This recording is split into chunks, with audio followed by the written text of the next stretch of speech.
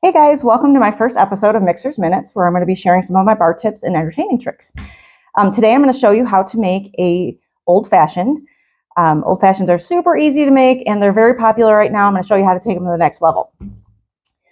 Old fashions are very simple. They're made of either bourbon or rye, a bitters, a simple syrup, and cherries and orange. Very easy to make. So first thing you're going to start with is an orange zest, really. So there are tools out there to make an orange zest, which this has two little cuts on it. You can make like a spaghetti type finer rind, and then you have a thicker rind, which is like a swirl. These are a lot of times what you see in the restaurants, what you'll get on top of your drink. It does make it look pretty, doesn't do much for flavor. Me, I'm a purist. I go with the vegetable peeler so I can get a nice big thick piece of orange rind. Plus everyone has a vegetable peeler at home. The first thing you do is pick up that rind and you're gonna rim the glass. And this is like the key step. Old fashions are about aromatics.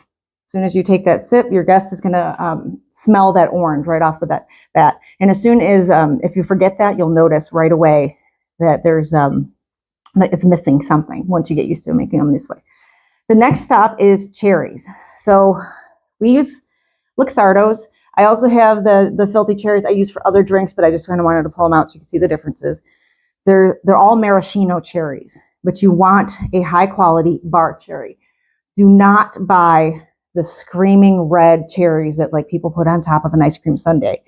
That's what they'll give you in a restaurant, at least if they're not serving high-end old fashions. They also put them in kiddie cocktails. That will really ruin the taste and take away from your bourbon. Stick with the good stuff. And you don't have to buy them in a gigantic can. They do sell them in smaller jars. We just entertain a lot, so we use the big can. So I grab about 2 and a little bit of the syrup. Not a lot of the syrup, because my syrup is really my simple syrup that I create. You can use the store-bought stuff, as I showed earlier, but I like to make my own. My next episode is going to be about how to make your own. There's all kinds of flavor variations based on seasons, different recipes. You can try and mix and match, make your own. The simple syrup and the quality cherries and the bitters are what make your drink. And for this, you use maybe about a tablespoon of that simple syrup. This one is a black tea orange simple syrup. So you add that into your orange rind, and then you're going to add your bitters. I always use the straight up Angostura bitters. You get 2 dashes of that. But if you want to take your drink to the next level, use another flavor of bitters. I always use 2 or more. Sometimes I have 3.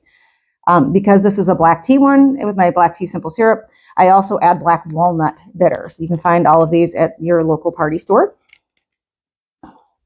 I do have other flavors that I blend with different syrups, like this one's a cardamom. I think there's a chocolate. You'll find a plethora of bitters flavors out there.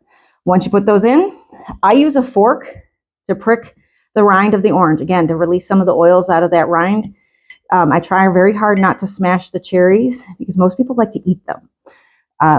And sometimes in the restaurants, they'll use a muddler to mash all the flavors together. This has 2 things. 1, it makes it hard to eat the whole cherry. 2, it makes your drink really cloudy. And so if you're using a high quality bourbon, a lot of people don't want that cloudy drink. It's not very pretty, and it also just kind of throws the flavors off, in my opinion. Next up is your bourbon. Today I'm using the Old Forester Rye. It's one of my husband's favorites. I'm going to have another episode coming up about all the different bourbons. We've done taste tests with our friends, and it's pretty interesting to see the choices among the super high, like Booker's and Blanton's, all the way down to Old Forester or Woodbridge. Or Woodford Reserve. So next up, you probably want, I don't usually measure, so it's a little hard for me, but about 2.5 of the jiggers.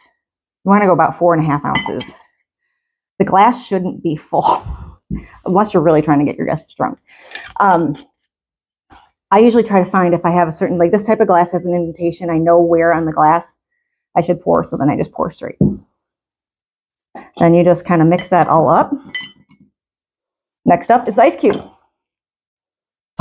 Always use a large ice cube. You just pull them out of these silicone things. That's the hardest part, silicone. The large ice cubes don't melt as fast. If you use home ice, like the smaller piece, it's going to water down your drink. It's going to melt before your guest finishes their drink. I always recommend the bigger ice cubes. If you don't have one of those trays, in a pinch, you can use Dixie cups. Just make a nice big thick ice cube for that. And then also, I'll pop these out and I'll make half sizes. So if you're making refills, you're not putting a large ice cube on top of a large ice cube, you're adding half a cube. So again, you're not watering down the drink. Then you just add 2 stir sticks and you are ready to go. Enjoy.